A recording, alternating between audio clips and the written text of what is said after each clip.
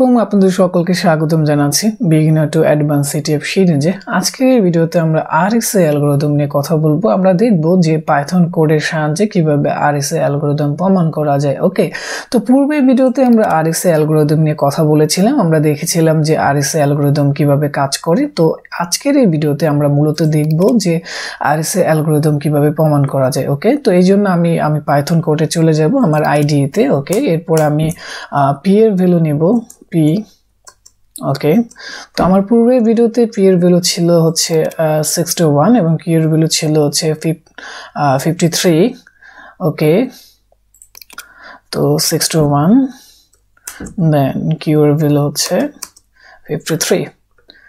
ওকে, তো আমি মেসেজ যেটা আছে সেটা ইনপুট নেব, সেজন্য আমি দেব m equal to integer input নিব ইউজারের কাছ থেকে m এর ভ্যালুটা। বিষয়টা আমরা দেখে নিই যে কি ছিল। তো আমাদের m এর p এর ভ্যালু ছিল 61 আর q এর ভ্যালু ছিল 53 আর n কি হয়, n হচ্ছে p আর q এর গুণফল আর phi হচ্ছে যে p-1 and q-1 এর গুণফল। ওকে, তো আমরা দেখি, হ্যাঁ আমাদের n এর ভ্যালু হলো phi এর ভ্যালু হলো। এখন আমাদের যে কাজটা করতে হবে, আমরা p এর ভ্যালু m এর ভ্যালু নিলাম, এখন আমাদের e দিতে হবে। তো আমরা জানি যে আমাদের এই ম্যাথের জন্য, আমাদের এই অ্যালগরিদমের জন্য e এর ভ্যালু ছিল হচ্ছে 17। ওকে, তো আমরা e এর ভ্যালু দিব যে e ইকুয়াল 17। দেন আমরা যে কাজটা করব, এখন আমরা এই মেসেজটাকে d এর ভ্যালু বের করব। ওকে, তো d এর ভ্যালু এখানে 2753 দেখা যাচ্ছে। তো সেটা কিভাবে হয় সেটা আমরা দেখব। তো d এর ভ্যালু বের করার জন্য আমরা পূর্বেই দেখেছিলাম যে d এর ভ্যালু বের করার জন্য আমাদের যে কাজটা করতে হয়, দিতে হয় d, তারপরে দিতে হয় ইনভার্স, তারপরে দিতে হয় e, তারপরে phi, তাই না? আমরা দেখছিলাম পূর্বের। ওকে, তো এখন আমরা যে কাজটা করব, আমরা p এর প্রাইম নাম্বার নিলাম p, তারপরে q নিলাম, তারপরে মেসেজের নাম্বারটা আমরা ইউজারের কাছ থেকে নিয়ে আমরা কাজ করব, দুইটাকে গুণ করব, phi এর ভ্যালু নিয়ে নিলাম। এখন আমাদের যে কাজটা করতে হবে, মেসেজটাকে ইনক্রিপ্ট করতে হবে। এর জন্য আমরা ইনক্রিপ্ট করার পরে কি পাই, সাইফার, এর জন্য c দিব, তারপরে আমরা দিব আমরা যদি আমাদের সূত্রতে যাই যে ইনক্রিপ্ট করার সূত্র, তো ইনক্রিপ্ট করার জন্য সূত্র ব্যবহার করতে হয় m পাওয়ার e মডুলাস n, তাই না, m পাওয়ার e। ওকে, তো সেই জন্য আমরা এখন দিব পাওয়ার, দেন আমরা দিব m পাওয়ার, তাই না, m এরপরে পাওয়ার হচ্ছে e, তারপরে মডুলাস হচ্ছে n। ওকে, দেন আমরা আমাদের সাইফার পেয়ে গেলাম। আমরা প্রিন্ট করব যে সাইফারের ভ্যালুটা কি সেটা আমরা চেক করব।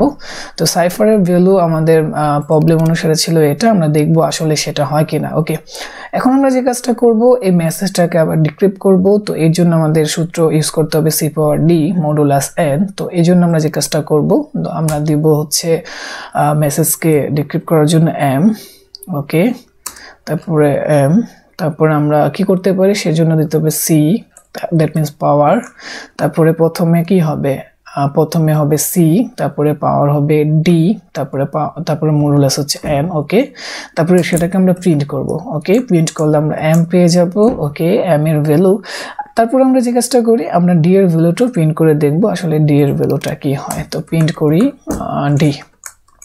ওকে, তো এই হচ্ছে আমাদের বিষয়। আমরা এখানে দেখতে পাচ্ছি এই পুরো কাজটাই আমরা করেছি। এখন সেটা আমরা প্রুভ করে দেখব যে আসলে m এর ভ্যালু 1 2 3 নিলে সাইফার 855 হয় কিনা, আর আবার সেটাকে ডিক্রিপ্ট করে 1 2 3 হয় কিনা, আর d এর ভ্যালু 2753 হয় কিনা। তো সেই হিসাবে আমরা এখন এই কোডটাকে রান করব। আমরা সেভ করে নিয়েছি RSA algorithm.py। তো আমি সেভ করে নিলাম কন্ট্রোল s দিয়ে, তারপর আমি আমার ফোল্ডারে চলে যাব, দিব ls কমান্ড। তো আমরা দেখতে পাচ্ছি এটা হচ্ছে আমার পাইথন কোড যেটা আমি এখন করলাম। তো এটাকে আমরা রান করব, এই জন্য দেব পাইথন 3। ওকে, দেন রান করার পরে আমাদের ইন্টার ভ্যালু অফ m, আমরা m এর ভ্যালু দেব, সরি। তো m এর ভ্যালু আমাদের কত ছিল, 1 2 3। তো m এর ভ্যালু দিয়ে দেখি যে আমাদের কি অবস্থা দাঁড়ায়। ওকে, 1 2 3, দেন আমাদের ভ্যালু এগুলো পাওয়া গেল। এখন এটাকে আমরা কোডটা দেখি, এই কোডটাকে আরো মিনিংফুল করে নিই। ওকে, তো সেই জন্য আমরা যে কাজটা করব, তো আমরা লিখব যে ভ্যালু অফ d। ওকে, তারপর আমরা প্লাস দিব, স্ট্রিং করে নিব আউটপুটটি যেটা আমাদের ছিল d এর ভ্যালু। ওকে, দেন আমরা সেম কাজ এটার ক্ষেত্রেও করব। আমরা c এর ভ্যালুটাকে একই কাজ করব, যে ভ্যালু অফ সি করব। ওকে, এখন আমরা যদি এটাকে রান করি তাহলে বিষয়টা দাঁড়াবে এমন। ওকে, আমাদের মেসেজ ছিল 1 2 3। ওকে, তো মেসেজ দেখতে পাচ্ছি 1 2 3, আমরা যেটা এন্টার করলাম তো তারপরে আমাদের মেসেজ কিন্তু 1 2 3, অর্থাৎ আমরা যেটা দিয়েছিলাম সেটাই সাইফার করার পরে আমরা সেটা আবার ডিক্রিপ্ট করার পরে 1 2 3 পেলাম, তাই না? তারপর আমাদের এখানে ডি এর ভ্যালু হচ্ছে এটা, তো আমরা দেখি আমাদের ডি এর ভ্যালু কত ছিল। আমাদের ডি এর ভ্যালু ছিল 2353, যেটা আমরা অ্যালগরিদম দিয়ে বের করেছিলাম, সেটা আবার পাইথন কোড দিয়ে আমাদের সেম ভ্যালু হলো, সেটা হচ্ছে 2753। তারপরে সাইফার হচ্ছে 855, তো আমরা দেখি আমাদের সাইফার কত ছিল। আমাদের সাইফার ছিল যে 855।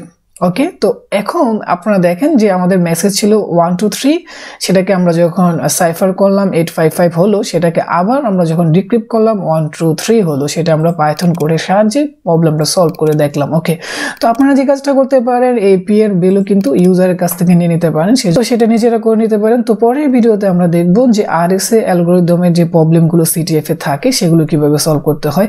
আজকে এই পর্যন্ত। যদি আপনাদের কাছে আমাদের ভিডিওটি ভালো লেগে থাকে তাহলে অবশ্যই আমাদের চ্যানেলটি সাবস্ক্রাইব করে আমাদের সাথেই থাকবেন। আসসালামু আলাইকুম।